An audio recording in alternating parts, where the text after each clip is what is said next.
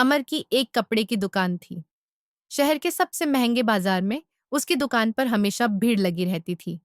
उसके पास पैसे की कोई कमी नहीं थी। महंगी गाड़ी, आलीशान बंगला, जिसमें वह अपने परिवार के साथ रहता था। परिवार में उसकी पत्नी रेखा और उसके माता पिता थे। एक दिन अमर अपनी गाड़ी में पत्नी के साथ घूमने जा रहा था। वह एक हिल स्टेशन पर पहुंच जाता है। होटल में उसका कमरा बुक था। वह काउंटर पर पहुंचता है और कमरे में उसकी बुकिंग के बारे में पूछता है। अमर काउंटर रजिस्टर में साइन करता है। तभी मैनेजर एक वेटर को बुलाता है। मैनेजर उससे कहता है, साहब का सामान तीसरी मंजिल पर कमरा नंबर 306 में रखाओ। वेटर सामान लेकर आगे आगे चल देता है। अमर और रेखा दोनों उसके पीछे पीछे चल देते हैं। लिफ्ट से होते हुए वे सभी कमरे में पहुंच जाते हैं। कमरे में सामान रखकर जब वेटर वापस जाने लगता है तो अमर उससे कहता है, सुनो, ये लो टिप। अमर 100 रुपए निकालकर वेटर की ओर बढ़ा देता है।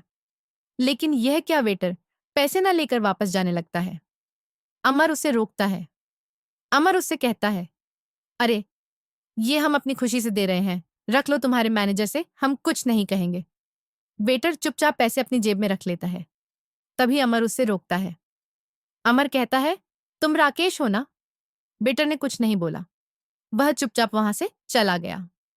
तभी रेखा अमर के पास आई और बोली, क्या बात है, आप कुछ परेशान लग रहे हो और वेटर से क्या बात कर रहे थे? अमर ने कहा, रेखा, यह मेरे बचपन का दोस्त था, लेकिन अब मुझे पहचान नहीं रहा है। मैंने तो इसे पहचान लिया है। तुम यहीं रुको, मैं अभी इसके बारे में पता करके आता हूँ।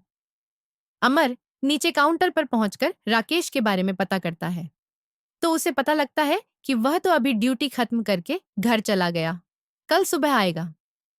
अमर ने दूसरे वेटरों से उसके घर के बारे में पूछा, लेकिन किसी को उसका घर मालूम नहीं था। अमर अपने कमरे में वापस आ जाता है। रेखा उससे पूछती है तो अमर कहता है, रेखा, हम दोनों बचपन के दोस्त हैं। राकेश पढ़ने में बहुत तेज था, लेकिन फिर इसके पिता पर बहुत कर्ज हो गया था।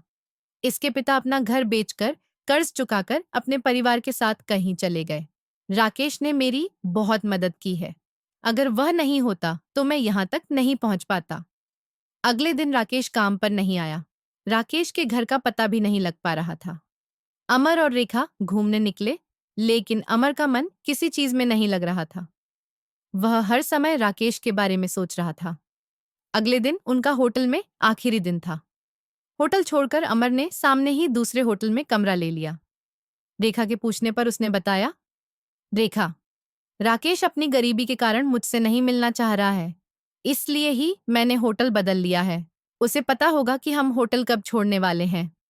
सामने होटल में बालकॉनी से अमर पहले वाले होटल में नजर रख रहा था। चौथे दिन राकेश काम पर आया। अमर ने उसे देखा और वह तुरंत होटल में पहुंच गया। वहां जाकर उसने राकेश को रोका और पूछा, भाई, मुझसे ऐसी क्या गलती हो गई जो तुम मुझसे बचकर भाग रहा है? अचानक अमर को अपने सामने देखकर राकेश सकपका गया। फिर वह संभल कर बोला, ऐसी बात नहीं है भाई, तुम कहाँ और मैं कहाँ, अब तुम्हारा मेरा कहाँ मेल है?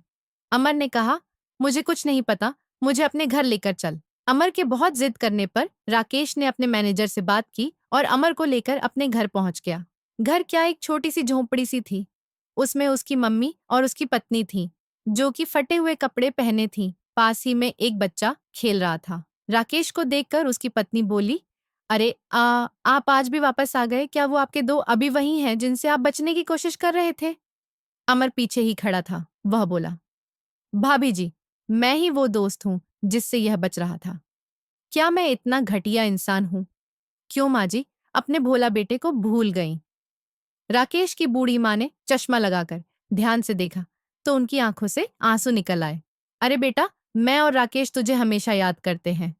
कभी कभी अखबार में तेरी दुकान का इश्तहार छपता है, उसमें तेरी फोटो देखकर ये तुझे बहुत याद करता है। अमर ने कहा, अरे, तुम लोग इतनी परेशानी में हो क्यों भाई? तू मुझसे मिलने क्यों नहीं आया? राकेश ने अपने आंसू पोंछते हुए कहा, भाई, मुझे लगा तू मुझ गरीब को पहचानेगा या नहीं। वहां कहीं तूने मेरी बेइज्जती कर दी तो मेरा जीना मुश्किल हो जाएगा। तभी राकेश की पत्नी बोली, भैया, इनकी कोई गलती नहीं है। आप ही देखो हम किस हाल में हैं। ऐसे में तो अपने भी मुंह मोड़ जाते हैं। इन्हें इसी बात का डर था। खैर, आप बैठो, मैं आपके लिए चाय बनाती हूँ। अमर बोला। चल, अपना सामान बांध ले, मेरे साथ चल, दोनों भाई मिलकर दुकान चलाएंगे। मेरी 3 दुकानें हैं जो मुझसे नहीं संभल रही हैं। राकेश ने कहा, नहीं भाई, मैं ठीक हूं, तुझे मैं आज भी याद हूं, यही बहुत है। अमर ने उसे डांटते हुए कहा, तेरा तो मुझे पता नहीं, लेकिन अपनी माँ और भाभी को मैं इस हाल में नहीं देख सकता। मैं इन्हें ले जा रहा हूं, तेरा मन हो तो आ जाना। राकेश मना करता रहा, लेकिन अमर नहीं माना। वह बोला, जानता है तूने बचपन में मेरी कितनी मदद की है। मैं कितना गरीब था, मेरे पास किताबें खरीदने के पैसे नहीं होते थे। तूने मुझे अपनी किताबें दी और स्कूल में इसी बार पर तेरी कितनी पिटाई होती थी। आज मैं जो कुछ भी हूं, तेरी वजह से हूं। वैसे बाबूजी कहाँ गए? राकेश बोला, भाई, वो तो गांव छोड़ने के 6 महीने बाद ही खत्म हो गए। उन्हें लग रहा था उनकी वजह से उनका परिवार मुसीबत में है, तब से हम ऐसे ही गुजर बसर कर रहे हैं। अमर उन्हें सामान बांधने का बोलकर वापस होटल आया और रेखा को सारी बात बताई। रेखा बहुत खुश हुई, उसका पति अपने दोस्त की मदद कर रहा है। दोनों ने जाकर राकेश का सारा सामान ट्रक में चढ़वाया और उन्हें अपने घर ले आए। वहां दोनों भाइयों की तरह रहने लगे। राकेश अब धीरे धीरे काम सीखने लगा। अमर ने एक दुकान की पूरी जिम्मेदारी राकेश को सौंप दी थी। इस तरह एक दोस्त ने अपने दोस्त का कर्ज चुकाया।